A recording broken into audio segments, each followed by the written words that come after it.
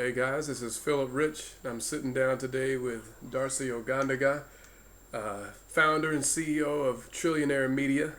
He is the social media guru, the internet statistics guru, and I just wanted to sit down and chat for a little bit about his business, his vision, and just pick his brain for a little while. So we'll just jump right into it. Okay. Mr. Ogandaga, how you doing? First of all, I'm doing great. all right. Got your teeth working, so Yes, everything is. I need some tea, because like it's cool now. It's January, and Yes. I need some tea to clear my voice. There you go.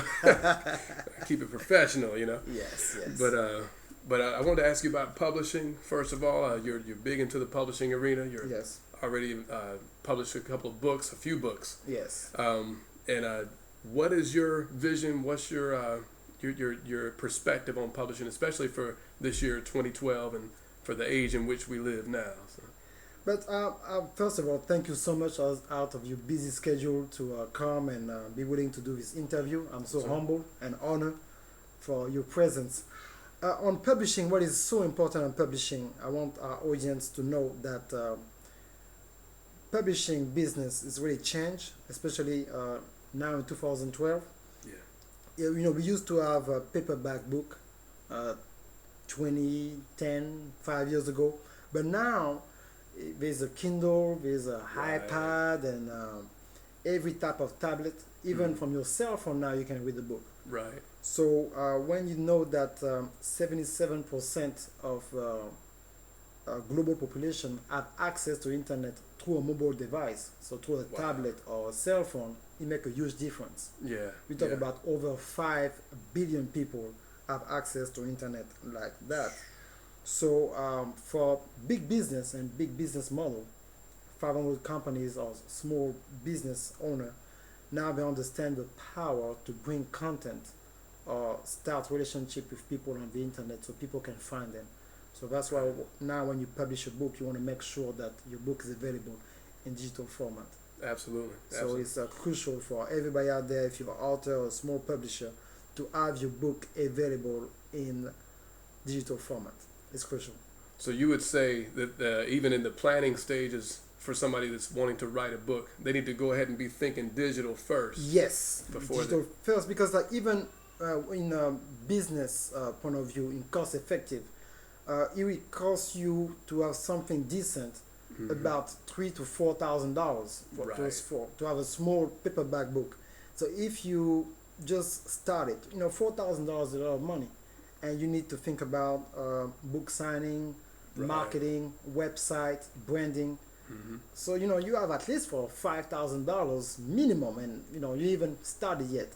Right. So most of the time, what happens with people I work with, some of my customers, they spend all this money before they release the book, and they're out of money for marketing, so therefore they're frustrated. It's not like they don't have a good product, but they don't have the necessary tools in the system in place to be able to reach the target audience that they try to contact. I think that, and just from what I've seen from you, dealing with you so far, the business mindset you have is not just one-sided.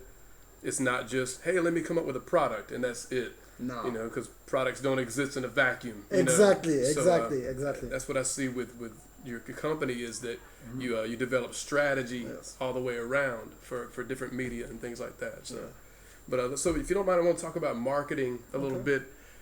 What as far as your mindset on marketing, you already said it as far as when somebody puts out a product, if they don't market it properly, or if they have no money for marketing, it's just sitting out there with collecting dust, basically. So tell us more about that. Marketing is really who you are, and marketing is what you do every day as an author, and that's why I always coach people that you need to have a message where you can relate to people and let them know what type of message you want them to have on a daily basis. It's on the way you dress, the way you talk, the way you joke. I mean, it's your branding.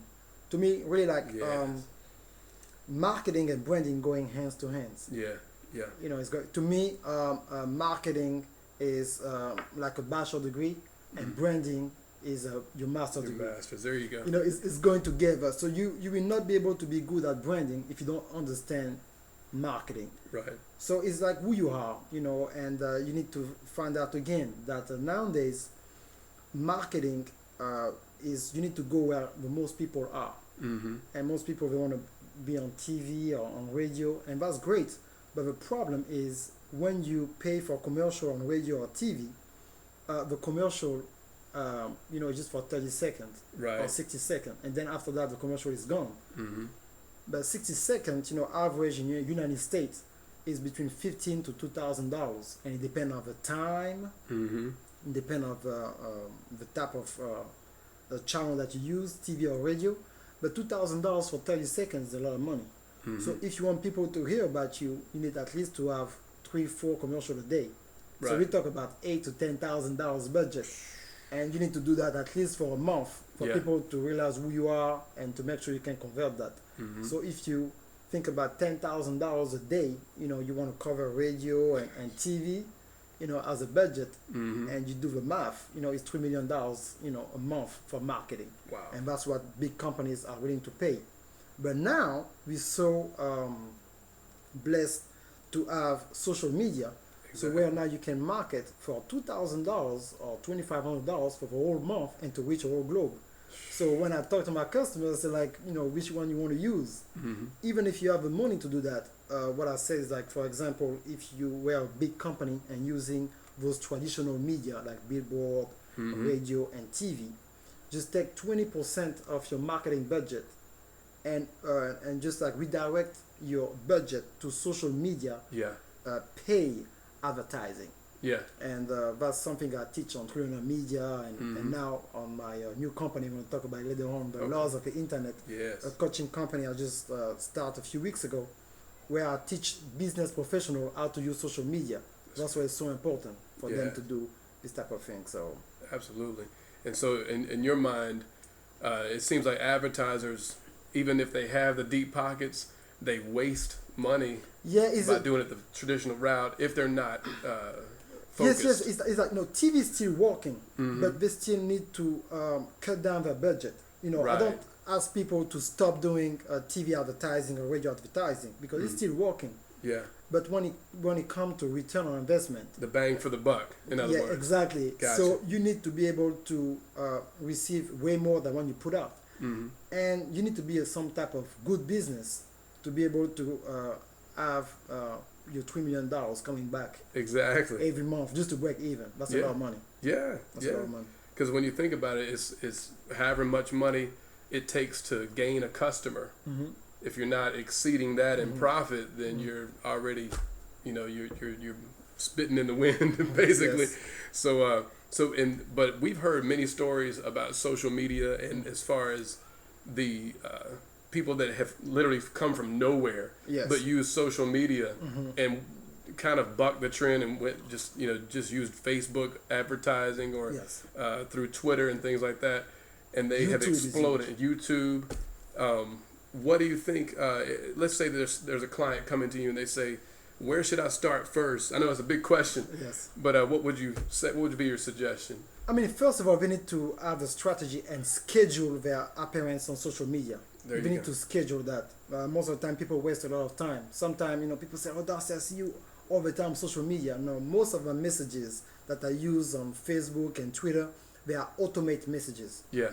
So I use different tools like Hootsuite and Twitter Deck, and to be able to automate what we call CRM, Content Relation Manager, Okay. who's really helping people to automate their presence on social media Mm-hmm. and to be strategic about it. You know, everything is about strategy and systems. Right. Most people want to apply the principle without doubt, and the base of a principle, for a principle to be able to work, the principle need to be applied into a system. Mm-hmm. Yeah. And through this system, now the relation between the system and the principle is the bridge is a strategy. That's it. That's it. So if you don't have the system, strategies, and principle working together, it will not work. That's So most of the time, just locate, you know, what you're doing, and be able to have your presence, Mm-hmm. and be able to do that on a daily basis. That's what I say, like at least one message a day on Twitter and Facebook, Mm-hmm. and build that at least for 3 to 6 months and engage with people who are thinking like you, who are in the same type of business that that you are building or that you have, and then that way, because of the same interest, you talk about the same thing, so your community on social media is growing. Exactly. Besides just to talk to anybody, because you can have 3 or 4 or 5,000 friends on Facebook, it doesn't mean that those 5,000 people are your potential customer. Exactly. So that's very important to know. So it seems like people get a chance to find out their audience quicker, using social media, that they're able to kind of target a little better, based on using those routes, because they have interaction from the other side. Exactly. And they get to, somebody may leave a comment or some things like that, and so it ends up being, they find out who their audience really is, and it's more personal that way. Exactly. It's two ways. It's two ways. Traditional media is TV said, okay, come here, buy my stuff, and I'll see you soon. But on social media, you can interact, say, I like your video. I like what you're doing. I like what you're doing. I like everything. I like this and that. And when you're doing that, everything is good. Yeah. But until you start doing all these type of things, when you interact now with your customer, social media actually give a voice to the customer. Yeah. Because now, if something happens, somebody can come to Facebook and say, I'm mad, I don't like this, or start a Twitter, I tried this product, it didn't work. Yeah. And now you have to find a way to fix it. Yeah. But you cannot go on after a commercial on TV and voice your opinion about the product. Right. And that's the beauty of social media. That's it. And you need to understand this culture shifts. So therefore, your business model need to be adapted to this type of things. That's it. So. And I was just thinking about a toy manufacturer. It's one of the biggest out there. They actually have a database of over 400 mommy bloggers, and they know that those are their target customer. And they actually interact with these moms who blog and write about the product. They even send some of the mothers free test products before they bring them to the market and say, what do you think? Because some of these ladies have 3,000, 4,000 visitors a day to their website. And the toy companies know the value of having that social media connection there. It's easier to relate to the customer that way. Yes. So definitely. But as far as the business strategies that you employ with publishing and marketing, social media, all of it is kind of wrapped up into a package now, and we're talking about the laws of the internet. Yes. And I want you to talk a little bit more about that. But first of all, everything was a plan. When I started my company 4 years ago, I have in mind what I really want to do. That's why everybody out there, get a business plan and follow your plan. No matter what, follow your plan. Good. In 2007, when I created 300 Media, first of all, it was just a translation company. Actually, it was French Flavor International, remember? Yeah. It was French Flavor International, and I started doing translation for different New York Times bestseller authors. And I found out that some of the authors, they needed a website, they needed marketing, they needed branding, they needed a lot of stuff before I translate their product to be able to penetrate the foreign market. They need to have some proof in the American market. Right. So that's when I start, developing now a website for them, then branding, then marketing, then product creation, and set up event for them. And I say, you know what? It's just not about French. Then I start doing Spanish. And then people ask me for Chinese. And now people ask me even for Japanese and Swahili. And all these languages now, 54 languages now. Wow. That's when I do all these type of things. So what I'm doing is really that to make sure that we can really make it happen this way. Then so I said, let me do this. And then people were asking me more questions. And then I moved from translate books to narrate books. Yes. And from narrate books now to publish books. And then to write my own books and publish my own books in different languages. So in 2011 alone, last year, we published 12 books in 3 languages, Spanish, French, and English. Wow. And and we have won my first #1 in December. One of my customers, Creating the Life of Love, became #1 on the internet, over more than 20,000 books. So that was just a humble experience to have a #1. Speaking from experience here, he knows what he's talking about. That's great to have that. So now when I've been doing all that, now I have more people coming now, authors, and I found out that to sell your book, you need to become more of an author. Yes. You need to become a coach. You need to become a speaker. You Mm-hmm. cannot just write books. You have to talk about your book, and you have to create a system based on your book. And so on the laws of the internet, I give people 12 classes where is a one course when I teach now people how to build a website, how to build a membership website, how to Yes. create your own affiliate program, how to protect your ebooks from illegal duplication, Good deal. and how to really brand yourself, how to set up your own pay-per-view event on the internet. Great. And all that is in one course. Wow.